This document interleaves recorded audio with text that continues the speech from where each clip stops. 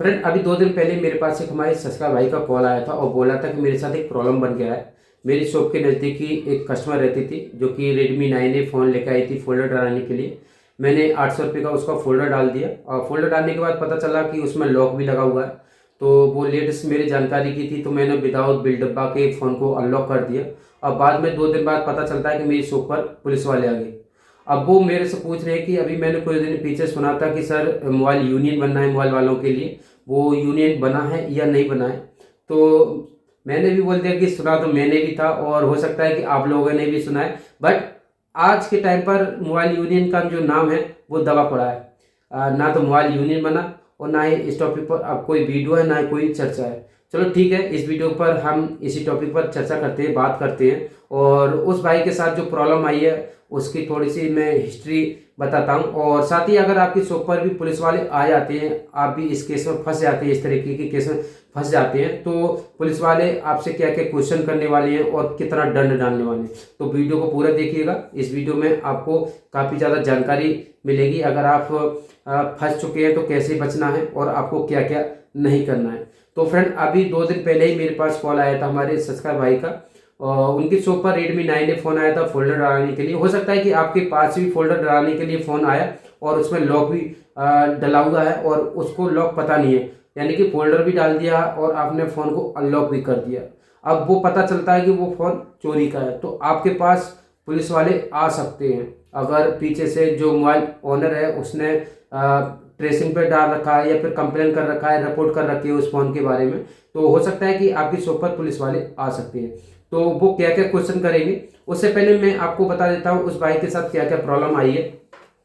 तो वो फ़ोन जो लेडीज लेकर आई थी वो अपने मोहल्ले से चुरा के लेकर आई थी फ़ोन को, और फ़ोन रिपेयर कराने के बाद खुद ही चलाने लगी उस मोहल्ले में। अब जिसका फ़ोन था उसने फ़ोन को पहचान लिया और उसने फ़ोन कर दिया पुलिस वाले को। अब पुलिस वाले आए तो उस कस्टमर के पास जिसने फ़ोन को चोरी किया था, बट पुलिस वाले ने उनसे पूछा कि इस फ़ोन का लॉक कहाँ पर खुलवाया, तो उसने बता दिया कि मैंने नज़दीकी ये शॉप पर खुलवाया। चलो, उनके पास पुलिस वाले आते हैं। अब डायरेक्ट क्वेश्चन करते हैं कि भाई फ़ोन अनलॉकिंग करने के लिए आपको अथॉरिटी किसने दी है, परमिशन किसने दी है। फिर वो पुलिस वाले बोलते हैं जिसका फ़ोन था ओनर से, क्या आपका इस फ़ोन में इम्पोर्टेंट डाटा है, इम्पोर्टेंट डाटा था। तो चलो कोई नहीं, उस कस्टमर ने बोल दिया कि मेरा इम्पोर्टेंट डाटा नहीं नहीं है। हो सकता है कि आपकी शॉप पर भी ये केस बने और कस्टमर बोलने लगे, जिसका फ़ोन था ओनर, फ़ोन का ओनर बोलने लगे कि मेरा बहुत ज़्यादा इंपॉर्टेंट डाटा है, मेरी डाटा बहुत ज़्यादा इंपॉर्टेंट था, और इस बंदे ने लॉक खोलकर डाटा को भी डिलीट कर दिया। तो बताना चाहूँगा, अभी पीछे जो पुलिस आया करती थी उसमें ये बोलती थी कि आपने फ़ोन अनलॉक विदाउट बिल डब्बा के क्यों किया, इतना ही क्वेश्चन करती थी। आप क्वेश्चन करती है कि आपको अथॉरिटी किसने दी है, किसने परमिशन दी है कि मार्केट में बैठ के आप फोन को अनलॉक कर रहे हैं विदाउट बिल डब्बा के। दूसरा क्वेश्चन, विदाउट कस्टमर के, विदाउट मोबाइल ओनर के आपने ओनर का डाटा डिलीट क्यों किया, उस डाटा को दो, आप कहां से दोगे। ये क्वेश्चन क्यों करती है, ये क्वेश्चन इसलिए करती है कि पुलिस वाले आपसे ज़्यादा ठगें, ज़्यादा पैसे ले, आप घबरा जाएं कि डाटा तो अब आएगा नहीं, जब डिलीट हो गया तो कहाँ से दे डाटा। बेशक ओनर का डाटा इंपॉर्टेंट नहीं है, बट पुलिस वाले इस बात को इसलिए बोलेंगे कि आपको डरा दे और आप जो प्रॉब्लम जो फंस गए, आप केस में फंस गए, वो दुकान पर ही सोल्व हो जाए, आप जेल ना जाएं या फिर थाने ना जाएं या फिर पुलिस आपको साथ में ना लेके जाए। तो आप बोलेंगे कि सर ऐसे ही काट लो, फैसला कर लो जैसे भी है, तो आपसे दंड डालेंगे उल्टा सीधा कि डाटा था कस्टमर का, इतना रुपए का लेखा जोखा था उसमें, और वो था ये था, बहुत सारी बातें बता देंगे और आपसे बोलेंगे भाई 1 लाख रुपए दे, फैसला करा देंगे। बोलते 1 लाख रुपए, बोलते 1 लाख रुपए के लिए, ऐसा नहीं कि नहीं बोलते। मेरे से बोला था, जब मेरे से पुलिस केस बना था तो मेरे से 2 लाख का बताया था कि ये फोन चोरी हुआ है, इसके साथ 2 लाख रुपए और चोरी हुई है कस्टमर के। 1 लाख रुपए तू देगा, तेने लॉक खोला है, और 1 लाख रुपए वो देगा जिसने फोन को चोरी किया है। तो इस तरीके के क्वेश्चन करती है, आपको डराती है।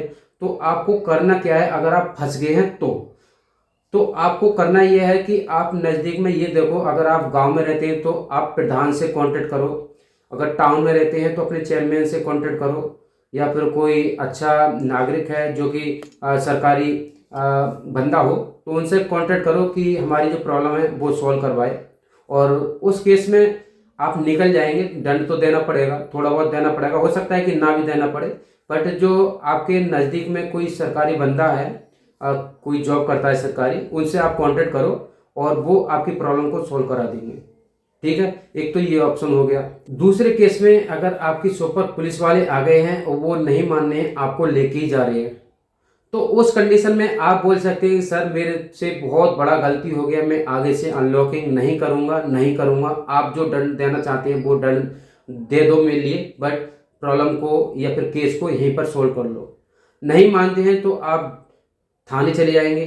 अगर जेल भी जाते हैं, इतना बड़ा केस बनता नहीं है जेल का तो उस टाइम बनता है कि आपने आई नंबर चेंज किया है, आई नंबर से छेड़छाड़ किया है, या फिर आप क्वांटिटी में अनलॉकिंग कर रहे हैं चोरी किए फ़ोन को, तो उस टाइम केस बन सकता है, तो वो भी निकल आता है, ऐसा नहीं है। बट अगर आप थाने भी चले जाते हैं तो वहाँ से भी छूट जाते हैं। बट अनलॉकिंग करो ही मत। अगर आपको अनलॉकिंग करना है तो विदाउट बिल डब्बा के आप अनलॉकिंग करो ही मत। वो फ़ोन रिपेयर होने के लिए आया है, जैसे कि फोल्डर डालने के लिए, चार्जिंग पोर्ट डालने के लिए, या फिर डेड है, या फिर किसी भी तरीके की प्रॉब्लम में वो फ़ोन आया, तो उसको अनलॉकिंग करो मत। ठीक है फ्रेंड, आप बात कर लेते हैं मोबाइल यूनियन के बारे में। देखो, मोबाइल यूनियन के ऊपर बहुत सारी वीडियो अभी पीछे बनी थी और मैंने भी बनाया था, ऐसा नहीं है कि नहीं बनाया। तो बताना चाहूँगा, अगर आप सोच रहे हैं कि मोबाइल यूनियन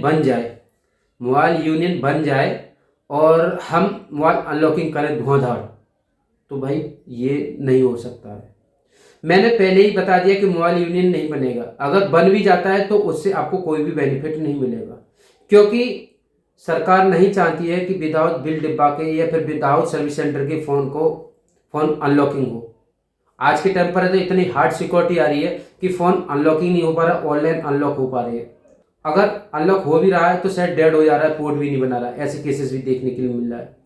तो देखो, मोबाइल यूनियन बनता भी है तो मोबाइल यूनियन से आपको कोई भी बेनिफिट नहीं है, क्योंकि जब भी आप विदाउट बिल डिब्बा की अनलॉकिंग नहीं कर सकते हैं, आधार कार्ड से आप अनलॉकिंग नहीं कर सकते हैं।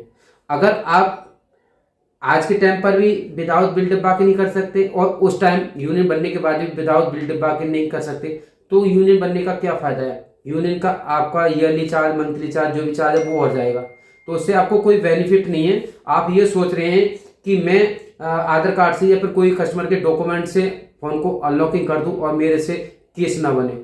तो भाई, सर्विस सेंटर को सारे रूल पता है, सर्विस सेंटर वाले कभी भी विदाउट बिल डिब्बा के अनलॉकिंग नहीं करते हैं।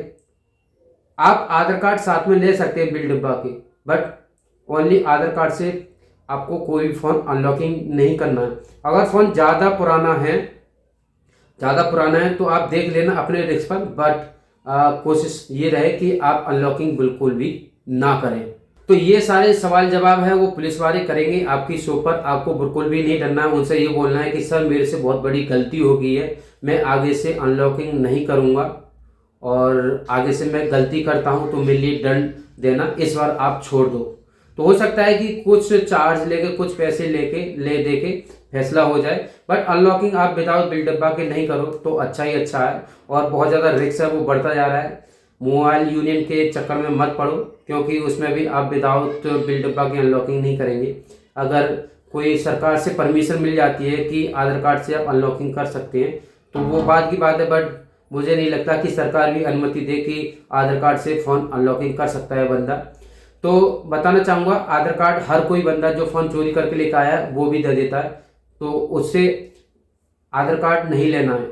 आप बिल डब्बा ही कोशिश करें कि बिल डब्बा आप मांगें और फ़ोन को अनलॉकिंग करें, या फिर आपके जानने वाला है कि आपने देखा है आपकी शॉप पर वो फ़ोन रिपेयर कराने आया है पहले, तो उस टाइम आप कर सकते हैं। बाकी विदाउट बिल डब्बा की अनलॉकिंग नहीं करना है, नहीं तो आप जरूर फंस जाएंगे। हो सकता है आपसे बहुत ज़्यादा चार्ज ले पुलिस वाले, और हो सकता है कि आपको थाने भी लेके जाए, या हो सकता है कि आपको पीटे भी या फिर जेल भी डाल दें। तो अनलॉकिंग से बचें, सेफ रहें। ठीक है, थैंक यू।